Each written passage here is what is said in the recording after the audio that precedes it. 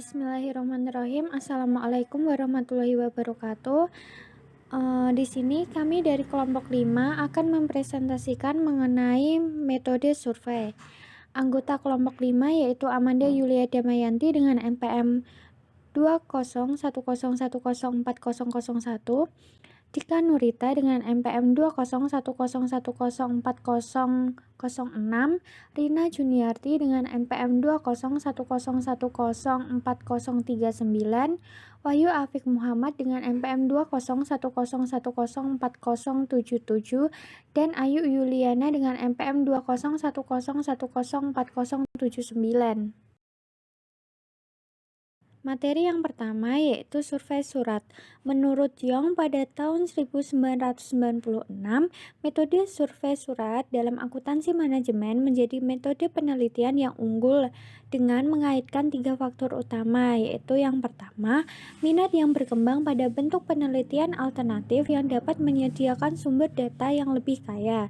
Yang kedua, meningkatnya kesulitan memilih studi survei surat yang diterbitkan dalam jurnal-jurnal utama yang direferensikan. Yang ketiga yaitu keraguan tentang kegunaan penelitian survei dalam akuntansi karena telah gagal menghasilkan pengetahuan yang kohersif tentang praktik akuntansi dan pengendalian, meskipun 25 tahun mencoba melakukannya. Menurut Browell pada 1995 menyatakan bahwa dominasi kuesioner survei dalam penelitian akuntansi manajemen dan ketergantungan instrumen yang diambil dari perilaku organisasi. Keduanya memiliki kelemahan yang berpotensi serius, sehingga pertanyaan tentang konteks di atas ditandai dengan buruk atau tidak sama dalam studi survei eksperimental dalam akuntansi. Yang selanjutnya yaitu analisis Young tentang studi survei surat yang diterbitkan dalam jurnal-jurnal besar, yaitu Accounting Review, Accounting Organisasi dan Society, Journal of Management Accounting Research, dan Behavioral Research in Accounting selama periode tahun 1985 sampai 1994 mengidentifikasi jumlah kesulitan umum. Yang pertama yaitu 1. Populasi sasaran rendah, yang kedua jumlah responden yang rendah, yang ketiga beberapa penelitian yang menggunakan prosedur tidak lanjut untuk meningkatkan ukuran sampel, yang keempat tidak ada analisis bias non-respon, yang kelima yaitu tidak ada studi yang menggunakan ukuran subjek dan objek dari petunjuk, yang keenam yaitu untuk menentukan data faktual dan psikologis dalam studi yang sama, sehingga tidak mungkin untuk menghubungkan praktik dengan variabel perilaku. Dalam survei surat, Young pada tahun 1996 mengidentifikasi 7 peluang peningkatan antara lain. Yang pertama yaitu program penelitian untuk membangun kerangka kerja penelitian. Artinya, masih ada kebutuhan mendesak untuk mengembangkan tubuh pengetahuan yang koheren dalam akuntansi manajemen untuk mencocokkan mereka di bidang keuangan dan akuntansi keuangan. Yang kedua yaitu metode pengambilan sampel yang mengarah ke pengujian teori yang lebih kuat. Artinya pengambilan sampel secara acak biasanya tidak dapat dilakukan sehingga pengambilan sampel yang praktis mendominasi. Kritik semacam itu berlaku untuk penelitian akuntansi secara umum dan membuat penerapan pengujian statistik standar penuh dengan bahaya. Yang ketiga yaitu penggunaan metode tipe Dillman untuk mencapai ukuran sampel yang lebih besar. Prosedur tindak lanjut Dillman pada 1978 menyarankan pengiriman 2 pengingat dan sponsorship oleh organisasi yang berpartisipasi dapat meningkatkan respon, tetapi akan menimbulkan biaya tambahan dan kurangnya kontrol penelitian. Yang keempat yaitu mengatasi masalah bias non-respon. Tidak ada referensi untuk non-respon di banyak makalah yang diterbitkan atau catatan kaki di mana yang menyatakan bahwa non-respon tidak dianggap sebagai masalah menjadi perhatian. Mereka menyarankan bahwa tidak ada upaya serius yang dilakukan untuk mengatasi masalah ini. Yang kelima yaitu beralih dari instrumen survei yang sudah ketinggalan zaman.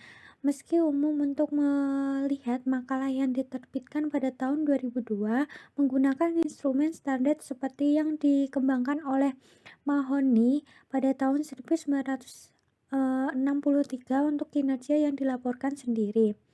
Milan pada tahun 1975 untuk partisipasi anggaran, dan McDonald pada tahun 1970 untuk toleransi ambiguitas. Usia mereka menunjukkan bahwa harus dimungkinkan untuk menghasilkan instrumen saat ini yang lebih relevan, tetapi insentif untuk melakukannya sangat tipis. Yang keenam yaitu perkembangan survei atas dasar peningkatan pengetahuan organisasi. Jika instrumen survei tidak sesuai dengan bahasa dari perusahaan yang diterbitkan, maka tanggapan akan terbatas karena dirasa tidak relevannya survei. Yang ketujuh yaitu beralih dari ukuran subjektivitas yang dilaporkan sendiri ke evaluasi yang lebih objektif. Yang mengamati hampir tidak adanya bias dibilang atau peringkat superior yang lebih objektif. Namun penulis lain, terutama Brownell pada tahun 1995, menyarankan bahwa kritik seperti itu terhadap kinerja yang dinilai sendiri terlalu berlebihan, dan bahwa peringkat superior mungkin juga salah karena kisaran bawaan di bawahan kendali suatu pengawas tunggal. Untuk materi yang selanjutnya, masalah desain dan perencanaan. Sejumlah pertanyaan mendasar yang perlu dijawab pada tahap desain. Yang pertama yaitu survei macam apa yang sedang kita pikirkan. Persyaratan pertanyaan penelitian dan dampak perbedaan biaya akan menjadi penting dalam menentukan apakah survei surat konvensional sesuai atau apakah survei yang dilakukan melalui telepon, email, atau melalui internet akan memberikan hasil yang superior dan atau hasil yang lebih hemat biaya. Yang kedua, responden macam apa yang kita targetkan. Ini akan membuat banyak perbedaan pada tahap perencanaan, tergantung pada target populasi secara umum atau proporsi yang sangat spesifik. Semakin sempit pengelompokannya, semakin penting bahwa kita memiliki perincian surat terbaru dari individu-individu yang akan dihubungi. Yang ketiga, pertanyaan apa yang kita ingin jawabannya? Menurut Robert tahun 1999 menyarankan bahwa praktik terbaik dalam pengembangan instrumen dan kuesioner menentukan bahwa tinjauan ekstensif terhadap instrumen terkait dilakukan terlebih dahulu, dan bahwa di mana instrumen perlu dibuat atau diadaptasi untuk tujuan tertentu. Pengujian percontohan diperlukan untuk mengatasi masalah relevansi dan susunan kata. Yang selanjutnya, nomor 4, kategori respon apa yang kita renungkan. Salah satu kritik yang paling serius dari penelitian survei menurut Chua tahun 1996 adalah bahwa pertanyaan yang diajukan seringkali begitu kompleks sehingga kuesioner survei tidak lagi menjadi metode pengumpulan data yang paling tepat. Yang kelima, urutan pertanyaan apa yang harus kita kejar. Ada berbagai pendapat tentang apakah pertanyaan termudah dan terpendek harus di awal kuesioner atau di akhir. Menurut Parker tahun 1992 menyarankan bahwa pertanyaan pendek dan mudah harus digunakan di awal, yang mengarah ke pertanyaan paling penting di tengah survei, diikuti oleh pertanyaan yang relatif lebih pendek dan lebih mudah menjelang akhir untuk mendorong penyelesaian. Menurut Bryman tahun 2001 menunjukkan bahwa pertanyaan awal harus jelas relevan dengan topik penelitian dan tidak harus mengatasi masalah pribadi. Yang keenam, bagaimana tata letak instrumen survei. Survei tidak boleh terlalu panjang, tetapi lebih penting, survei harus dibuat menarik dan relevan dengan audiens sasaran. Yang ketujuh, bagaimana kita memilih sampel. Dalam penelitian harus mengetahui ukuran populasi dan unsur-unsur penyusunnya yang mungkin akan memiliki kerangka sampel yang tersedia, seperti buku tahunan bursa misalnya untuk perusahaan atau daftar pemilih untuk individu. Kemudian dapat mengambil sampel acak dari populasi tersebut atau memilih item untuk memberikan ukuran sampel yang diperlukan atau membuat stratifikasi populasi sesuai dengan karakteristiknya untuk memastikan bahwa sampel yang dipilih representatif. Ada rumus matematika untuk menghitung ukuran sampel yang diperlukan untuk memberikan akurasi statistik perkiraan yang diperlukan, tetapi biasanya lebih mudah untuk kembali ke pertanyaan penelitian dan hipotesis. Yang selanjutnya yaitu mengenai uji coba percontohan. Uji coba instrumen survei yang ekstensif sangat penting untuk menunjukkan bahwa instrumen tersebut mampu menghasilkan tanggapan yang diperlukan dari audiens sasaran. Terdapat sejumlah isu penting yang akan muncul pada tahap ini sehingga perlu untuk ditangani dengan memuaskan, yaitu satu, pertanyaan harus jelas, sederhana, dan mudah dipahami serta ditujukan pada sudut pandang responden sehingga jelas relevan dengan khalayak sasaran. Yang kedua, pemilihan kata harus hati-hati, tidak boleh ada pertanyaan berlaras ganda dan negatif ganda harus dihindari. Yang ketiga, pertanyaan-pertanyaan yang tidak mampu menghasilkan jawaban yang dapat diandalkan juga harus dihilangkan. Untuk meningkatkan reliabilitas dan validitas pertanyaan individu, seluruh kuesioner harus dievaluasi pada tahap percontohan sebelum melakukan survei yang tepat. Yang selanjutnya yaitu pengumpulan data. Terdapat sejumlah pertimbangan yang harus diperhatikan pada saat melakukan pengumpulan data, yaitu satu, sebuah milis yang relevan dan up-to-date sangat penting. Yang kedua, survei harus menargetkan responden tertentu yang disebutkan namanya, karena sudah ada banyak bukti yang menunjukkan bahwa survei yang ditujukan kepada penghuni atau individu lain yang tidak disebutkan namanya memiliki kemungkinan besar akan dibuang ke tempat sampah.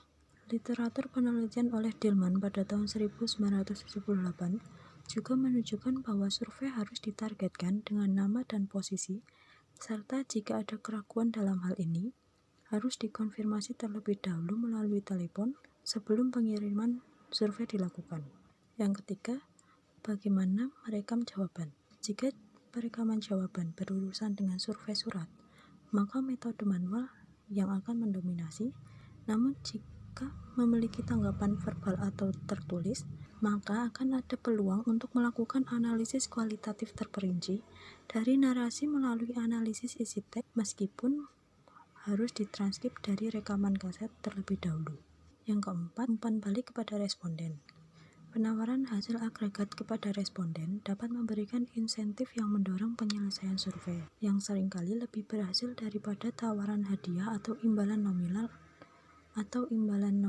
untuk pengembalian survei. Dillman pada tahun 1978 juga merekomendasikan pengiriman 2 pengingat tidak lanjut untuk mendapatkan tanggapan lebih lanjut serta pemantauan yang cermat.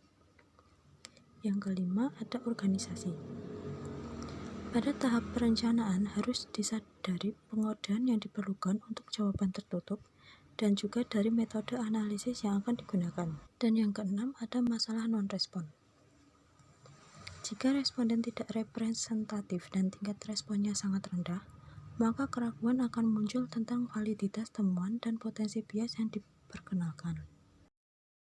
Masih mengenai pengumpulan data, pada tahun 1978, Dillman memberikan perhatian khusus pada alasan non-respon, seperti alamat yang salah di tempat pertama sehingga tidak terkirim, surat yang belum dibuka, dibuang karena terlalu mirip surat edaran lainnya, pengiriman ditujukan kepada orang yang tidak pantas atau gagal meneruskan dengan tepat, tidak ada motivasi untuk menyelesaikan survei saat dibuka, dan penerima tidak dapat memahami petunjuk penyelesaian atau isi survei.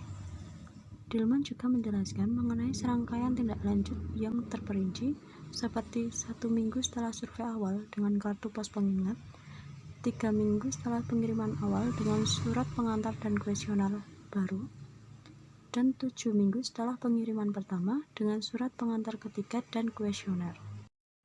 Selanjutnya yaitu kesalahan pengukuran. Andrew pada tahun 1984 menjelaskan mengenai 3 jenis kesalahan pengukuran sampling, yaitu ada bias random error dan correlate systemic error. Dia menyatakan bahwa desain kuesioner yang lebih baik akan membantu dampak terburuk dari kesalahan-kesalahan ini, termasuk penggunaan kategori skala jawaban sebanyak mungkin yang sesuai dengan panjangnya survei. Yang kedua, opsi jawaban tidak tahu pada pertanyaan yang sesuai. Yang ketiga, penggunaan skala pertanyaan komparatif untuk memberikan dasar penilaian yang eksplisit. Yang keempat, penggunaan skala penilaian linear dan memberikan label khusus terhadap kategori yang ekstrim. Yang kelima, memperhatikan panjangnya pembukaan dan pertanyaan. Direkomendasikan menggunakan 16-24 kata untuk pembukaan dan lebih dari 16 kata untuk pertanyaan. Dan yang terakhir, menempatkan pertanyaan-pertanyaan yang lebih mudah dan kurang penting di awal dan akhir kuesioner. Selanjutnya yaitu pengukuran tingkat keandalan. Bila kita ingin menarik kesimpulan mengenai hubungan antara investigasi dengan XXX, penting agar variabel-variabel pengukuran dapat diandalkan dan valid. Penggunaan skala multi-item lebih daripada skala single item karena dua alasan, yaitu hanya konstruk atau variabel menunjukkan konsep yang lebih rumit, dan kerumitan ini lebih baik ditekankan dengan memberikan lebih dari satu pertanyaan. Yang kedua, beberapa hal relevan yang ditanyakan dapat meninggalkan validitas karena pertanyaan tunggal memiliki kemungkinan disalahartikan, atau pertanyaan tunggal tersebut dapat mengandung kesalahan penggunaan kata. Ada beberapa metode yang biasa digunakan untuk mengukur tingkat keandalan. Yang pertama yaitu test rate reliability coefficient, yaitu instrumen atau pertanyaan yang sama diselesaikan 2 kali oleh satu grup dalam waktu singkat.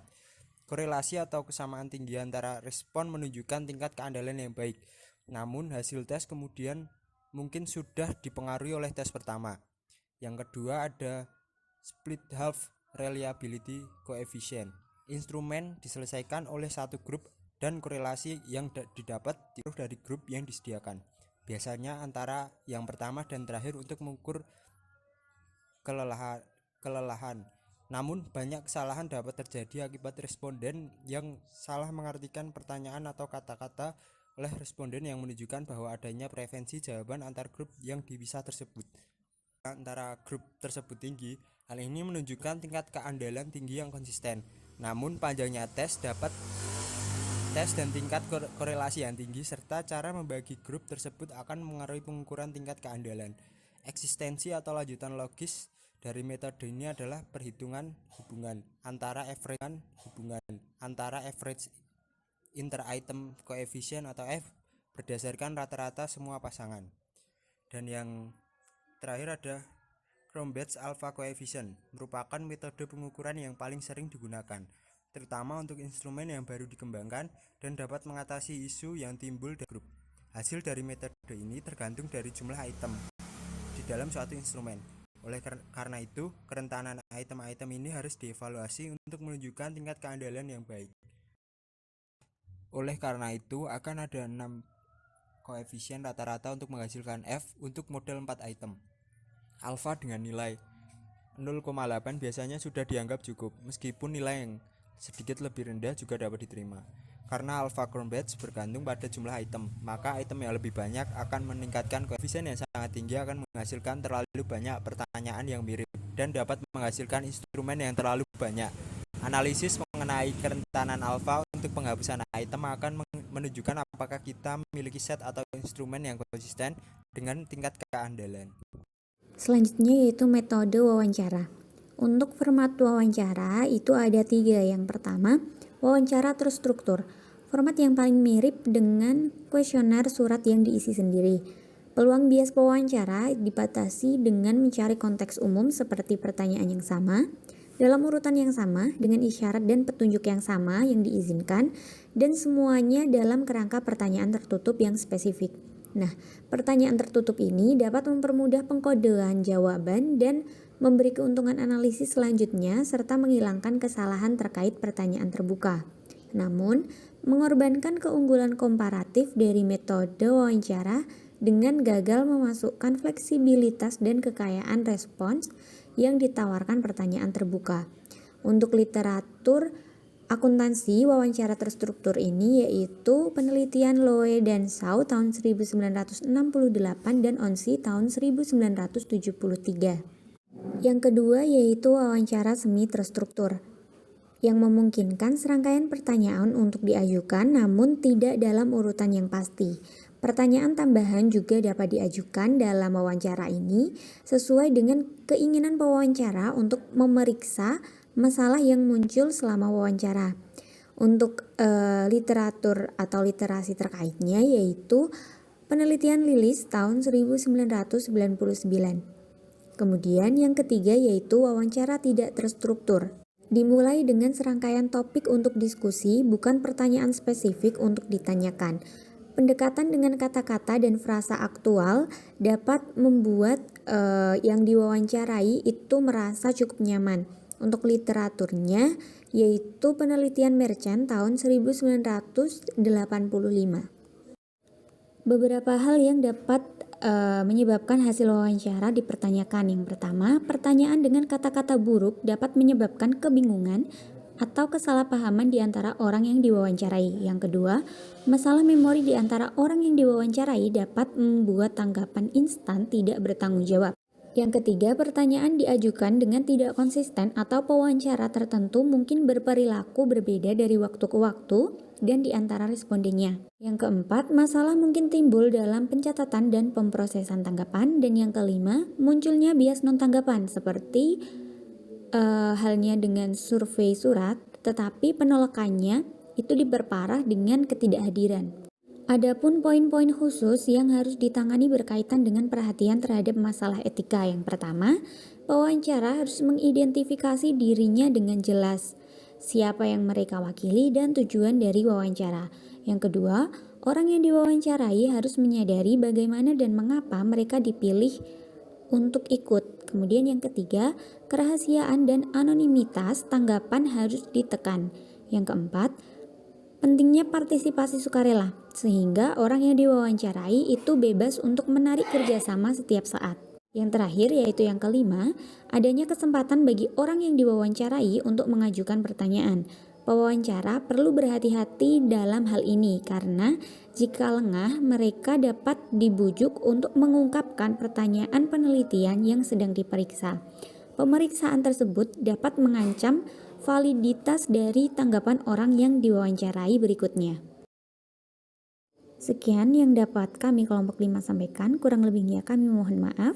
Semoga materi yang kami sampaikan bermanfaat. Sekian, terima kasih. Wassalamualaikum warahmatullahi wabarakatuh.